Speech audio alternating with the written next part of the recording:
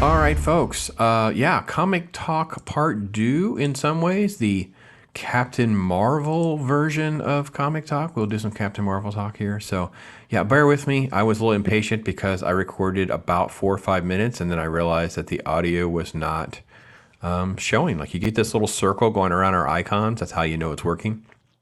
And I'm fitting this video in, so I'm not really in my normal, even my normal setup. So yeah, Captain Marvel, the 2012 series, which came in the fall of 2012. So this is actually the issues that were in 2013. So 10 years later, Kelly Sue DeConnick's Captain Marvel, which leads us to the Marvels, which comes out later this week. And yes, when I have an opportunity, we will do a reaction video to that film.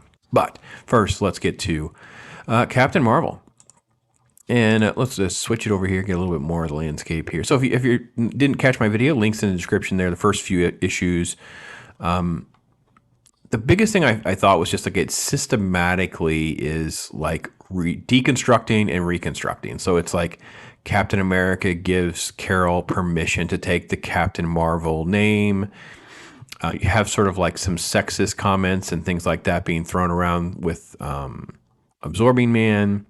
Then you have this weird time travel shift with Helen Cobb in World War II and basically female versions of the Howling Commandos and rewriting things. So it's just literally this deconstruction, reconstruction stuff that Kelly Sue's doing, thinks she's very, very clever and she's not. And it wasn't as horrible as probably some people think because this is the first version. So this is only step one.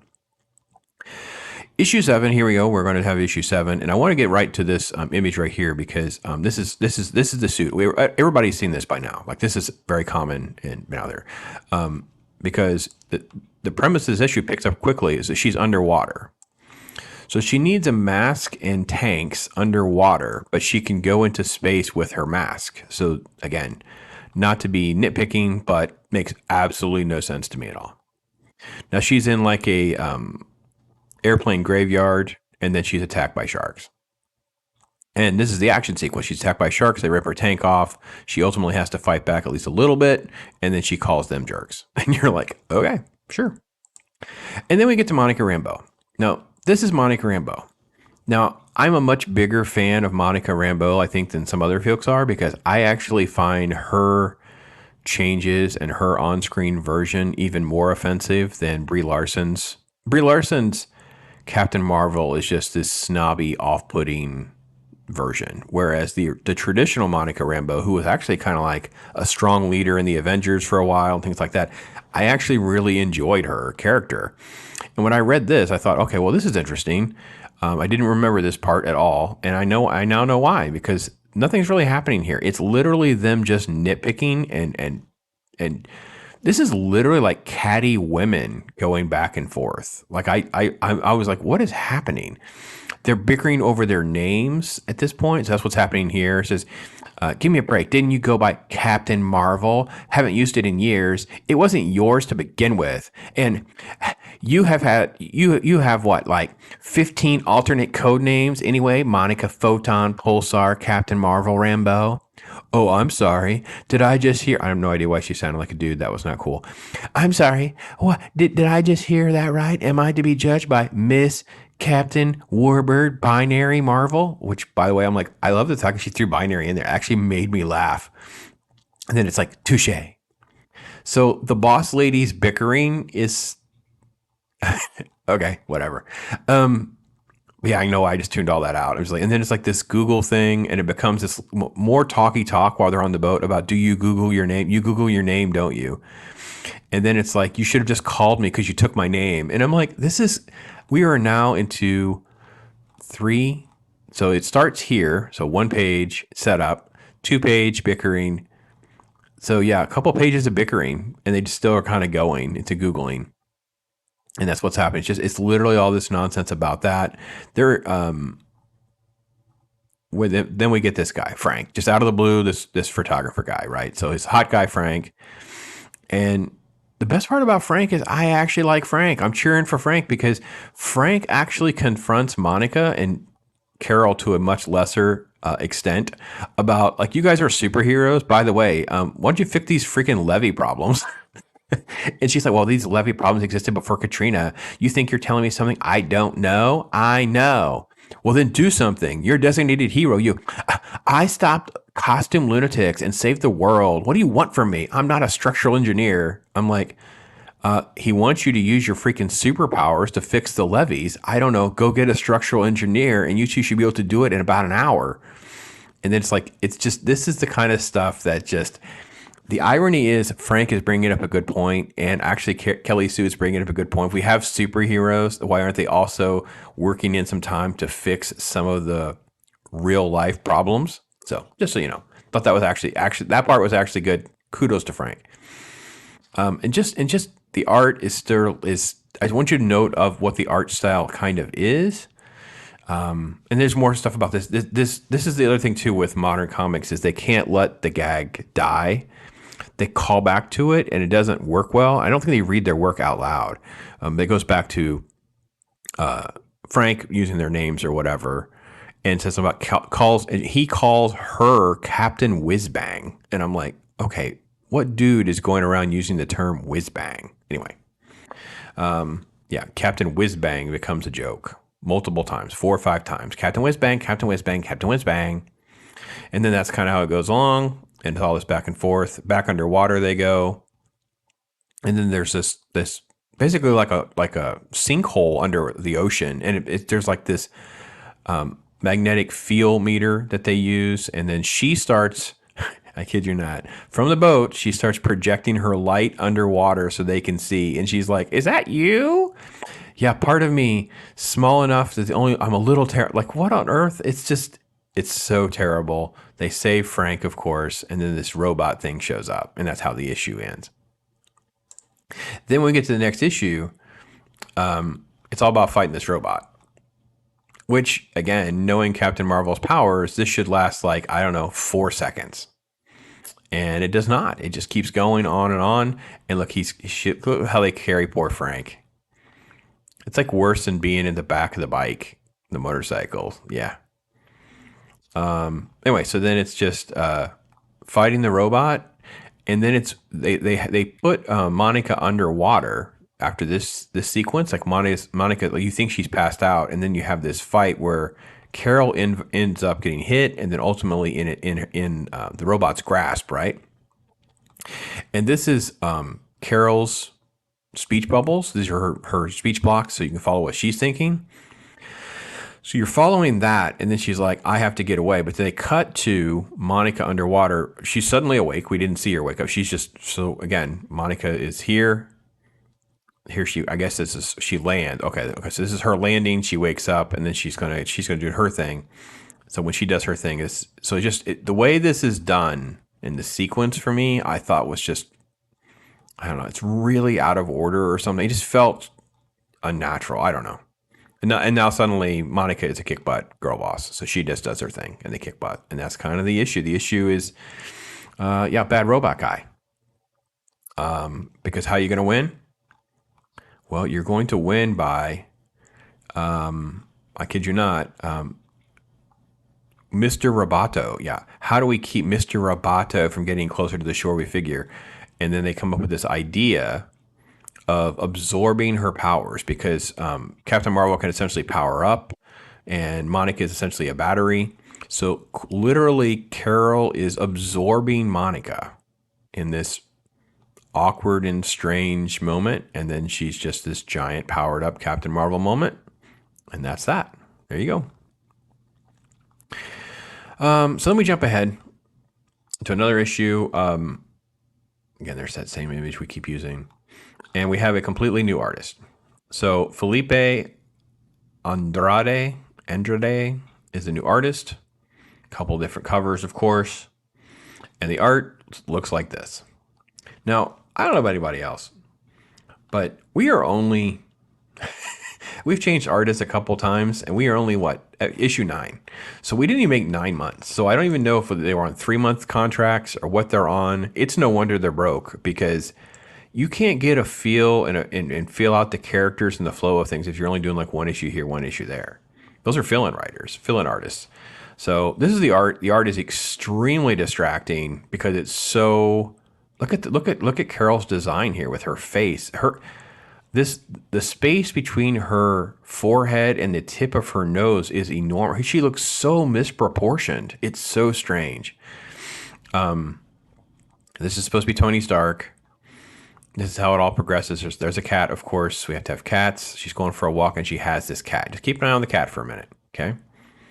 So she's doing her thing. Oh, and this is weird because, again, this is the Kelly Sue humor or thing that she thinks works. It doesn't work.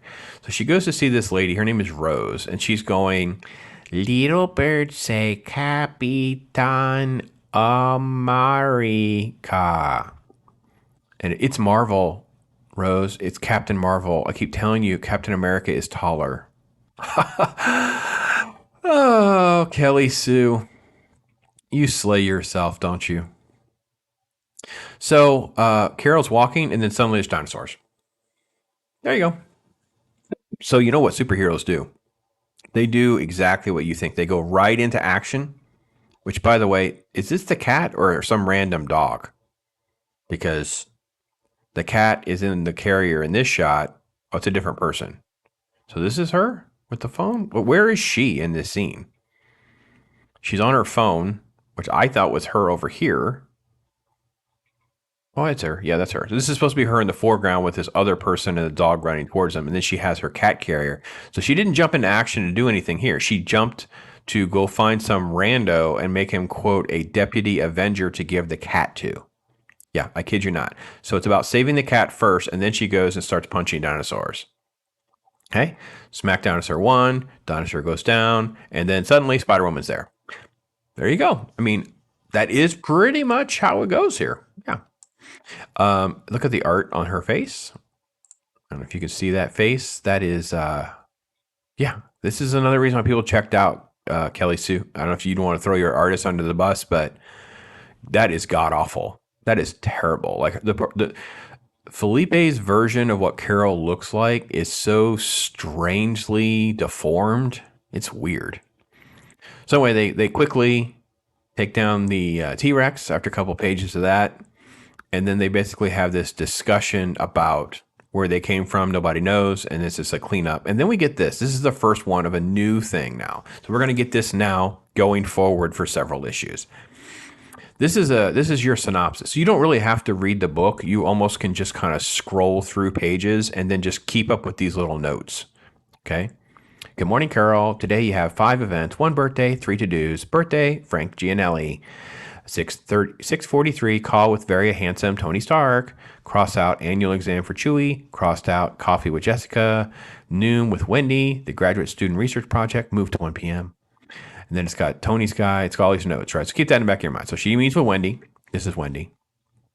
Backpack girl. Then we get another note, and you have the call of Tony Stark is now scratched out, and then all this is scratched out. And then so you have new things here. So you kind of have, this is your running story of what's happening, and I love this. This is fantastic. So I don't know again, Felipe or Kelly Sue. She's walking here. She has no nose in this shot, by the way. She's just 2 dots, no nose. And then she's here, and then suddenly she's changed. I'm like, oh, let's see. I was communicating that the sandwich I heard of was a choir of angels singing softly in my mouth. Changes, by the way. And it's like, oh my God, what is that on your head? My lucky hat. I'm going to be late for the next meeting. I hate to do this, but I need a favor. And it's like, no, wait. That woman hates me. And it's like, yeah, it's like, I don't understand why we don't understand I don't understand why we don't get the logistics of her changing. Like, is she just that fast? Is it, she's drawn. Look at the way she's drawn. It's so freaky weird. All right, so then we have just, different things that are on this to do. So it doesn't really matter if you look at this. Look at the way they're drawn. It doesn't really matter too much about what's actually happening in the grand scheme of things, because what you'll get a sticky note. This is the thing with, more of this, strong woman carries off guy thing. So here's our sticky note update, right? So if you didn't read it, and it's just like Michael Air, Tony's guy, reschedule, left message, blah, blah, blah. So it's all crossed out, whatever. And then you have take Tracy to Dr. Nayar. So she shows up, and in this shot, she doesn't have a nose either. She barely has eyes, and the mouth kind of runs into her neck area. So yeah, this is the art that you get. Look at this art. There's no faces. This is like a weird sketch that didn't get finished. Like there's no details. It's like digital stuff just filled in, and then they draw again. So anyway, they're here, and it was supposed to be about. I thought it was supposed to be about the cat, and come to find out, she's meeting a doctor. She's evidently Indian because she has a red dot on her head, which I love the fact that that's. There we go. She has a tumor, and she cannot fly. So that's the setup for the next issue is that she can't fly. Now, that's what happens with the sticky note because the sticky note gets updated. Beat down thugs who broke into his hangar. Check. So in case again, because we just scrolled through what happened. Trust me, if you just watch the sticky notes, you're good. So meet Spider Woman for coffee. Right? Dinosaur battle team up. Nailed it. Lunch with Wendy. She's a keeper, making her my assistant. And then this is the beat down thugs who broke into his hangar. Check. Learn how to be a hero without flying to avoid bursting a brain lesion. Oh, and there's like stuff crossed out. Okay. Now she has a writer help on this issue, Christopher Sabella, and the art is still the art. So there's the art. Still terrible. Art is which these shots are not nearly as bad as the that was her dreaming. This is her dreaming. Of what we actually get here. So this is, again, we don't have to really even go through a lot of the details because it's a lot about this, quote, brain lesion thing that she has. So we're going to get to some of that in a minute. So it's like stuff going on. Oh, by the way, there's this train issue, and she goes down and try to help with this train. And that's the conflict of the moment. It's just like street stuff. Cheer. Yay, you're amazing, balls. And then you have purple wing thing kind of mixed in with the gargoyle that we're supposed to notice. And then she's flying overhead. And here's the document she's supposed to sign, I guess, to keep it all straight. And then there's she's got a fangirl. And then Captain America shows up with Wendy, the assistant, on a flying motorcycle.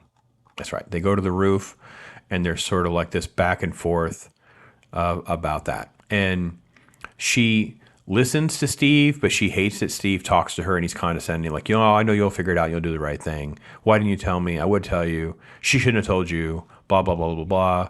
And then they leave. And then she's attacked by Purple Deathbird. Okay? So that's what this sequence is Purple Deathbird. Now, don't get too worried about Purple Deathbird because Purple Deathbird lasts for a while. We get a lot of Purple Deathbird. So that's what's going to happen for a bit. Okay? Another issue, Purple Deathbird. Okay, so here we go. Sticky note. Workout session with Captain America. So this was not on the original list. So they meet with Frank to discuss NGO project. Okay, I will punch him in the face if he keeps saying I'm too sick to be his pilot. 10 a.m. Superhero patrolling, literally. Pulled the F train out of a sinkhole. How's that for sick? Workout with Cap, crossed out. Bequeathed his ugly old flying bike. Yay. 2 p.m. Don't fly to avoid bursting language. Failed. It's all that Deathbird's fault. Need to find out what she wants and why she talks so old school. Here's the winged Deathbird thing. And that's pretty much how this comic goes. It just kind of keeps, and it makes no sense. Like, so medical talk is written by a person who doesn't know medical talk because they'll say things like, you got this brain thing. Well, my body pushes out this bad thing. So, well, it's going to kill you. Well, but I have healing powers. And you're like, oh, God, Lord, please. Like, it's just like we're going to create a health plot device. So we have some sort of manufactured conversation about it and then never do anything with it. Because there'll always be an out. Okay. I'm not even going to go through much more. I want to get through because this is kind of how the story goes. The story kind of goes through moments where things happen, and then all you have to do is to just read the to-do list. Brain lesion preventing from flying. It's getting bigger. As if anyone could teach me how to fly. Also, hover bikes barely count as flying. Then Deathbird took down goons. Learned that crazy bird lady's going after my friends. Ha! She's hilarious and dead. Fine, just incapacitated for a little while. Yeah. All right, so that's what kind of is going on in the grand scheme of stuff here with all of this. And then you get the end of this issue, right? I think it's this issue that ends with it. We get Jude Law's character shows up out of the yeah. So Jude Law, this is Jude Law's character from the movie, and then we get like crossover story. So this is actually called The Enemy Within. It's a part three of the 5-part story, and if you didn't have those comics, you would have to come, which is funny because this says file part 2. It's a little confusing there. Then you have to read about Jan Rog and what's been happening and what he's been doing, that kind of thing. So this is the start again, stop again, read, sticky note, sort of like cliff notes of Carol's life to get through the comic. That's sort of the approach that everything has. And it's sort of like, it's just really, really, really like strange for me. Like I don't know. I just couldn't relate. So I want to close with one last little thing here real quick. Hat tip to Dwayne, who left this great comment. I think I'm going to do more of these too, where I can respond a little better in a video or verbally than I could if I tried to,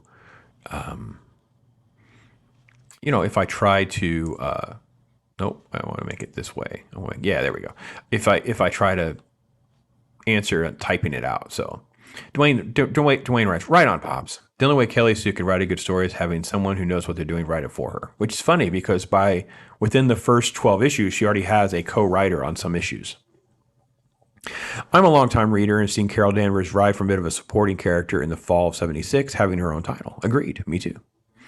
Chris Claremont really gave her a distinct voice and character. Finally, in issue 19, teams up with mar-vell. They take on Roan the Accuser. And I agree, man. We do not give Chris Claremont the credit he deserves. And I need to go back and do some reading on those and share those with folks so they understand how good those are. And that would probably give people backstory as well on why people are so angry about this version of Carol Danvers. Carol's finally settling as an interesting character. Her appearance in Avengers added to the kinetic energy of the team, especially with the Wasp and Scarlet Witch. Agree.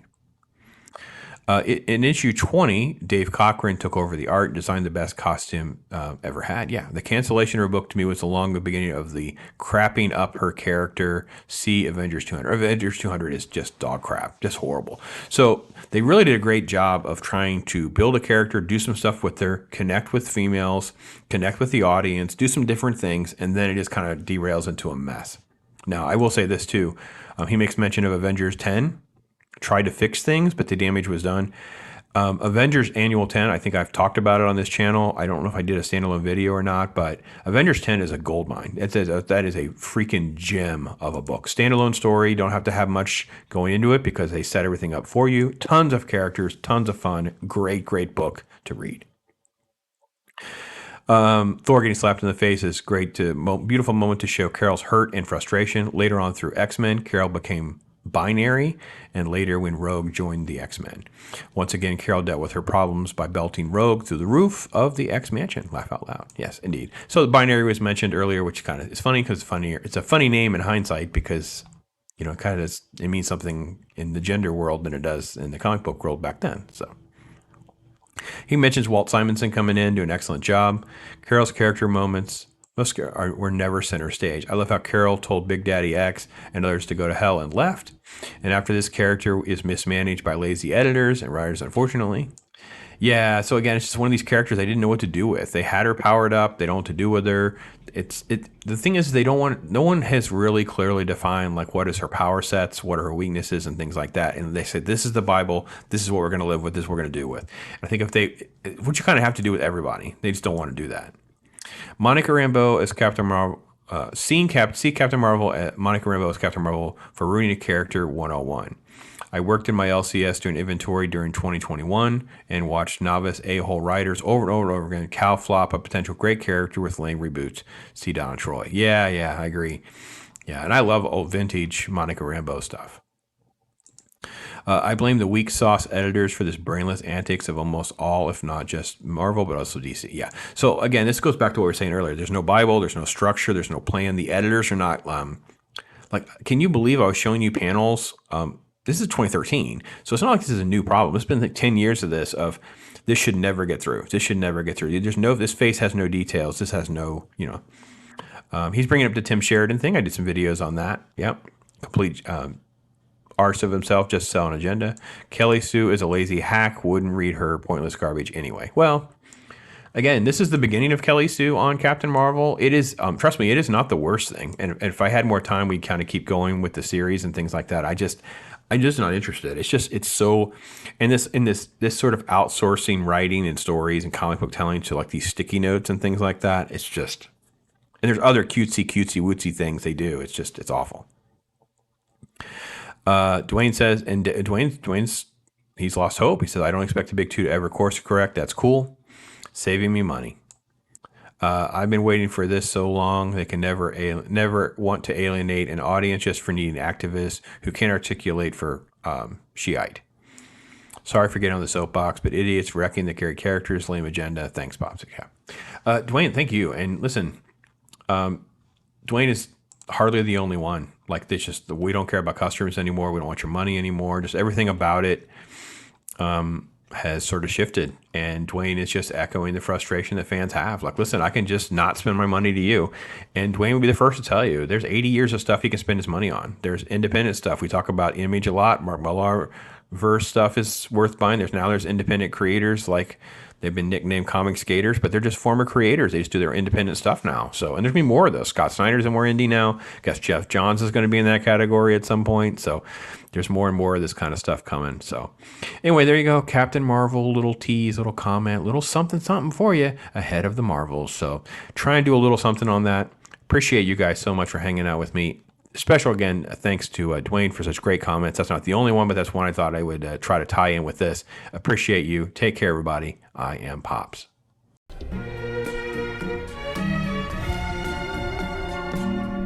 Yeah. Right? And I'm not playing no